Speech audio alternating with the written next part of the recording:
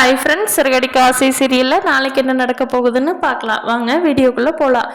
நம்ம சேனல் இன்னும் சப்ஸ்கிரைப் பண்ணாதவங்க சப்ஸ்கிரைப் பண்ணிக்கோங்க. முத்து போய் மீனாவோட அம்மா கிட்ட, அத்தை உங்களுக்கு மாப்பிள்ளை வேணும்னா சீதாவுக்கு நல்ல மாப்பிள்ளையை நான் பிடிச்சி தரேன், தயவு செஞ்சு அந்த அருணை கல்யாணம் பண்ணி வச்சிடாதீங்க சீதாவுக்கு அப்படின்னு சொல்லிட்டு போனதை சீதா சீதாவும் வீட்டுக்கு போனோடனே சீதாவோட அம்மா சொல்கிறாங்க, மாப்பிள்ளை இப்படி சொல்லிட்டு போயிருக்காருமா, மாப்பிள்ளை சொன்னாருன்னா கரெக்டாக தான் இருக்கும்.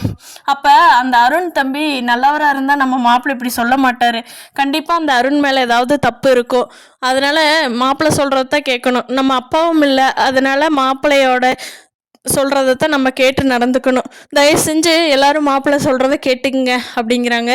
சீதா அப்போ என்னமோ சொல்ல வர்றாங்க.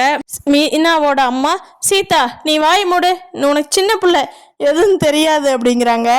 ரவி கிட்ட ஸ்ருதி எவ்வளவோ ட்ரை பண்ணி பார்க்குறாங்க, தன்னோட அம்மா அப்பா கிட்ட அமௌண்ட் வாங்கிட்டு வந்து ரவிக்கு தனியாக ஒரு ரெஸ்டாரண்ட் வச்சு கொடுத்துர்லான்னு. ஆனால் ரவி தன்னோட சொந்த உழைப்பில் தான் ஸ்ருதி நான் வைப்பேன் அப்படின்னு சொல்லி பிடிவாதமாக இருக்கார்.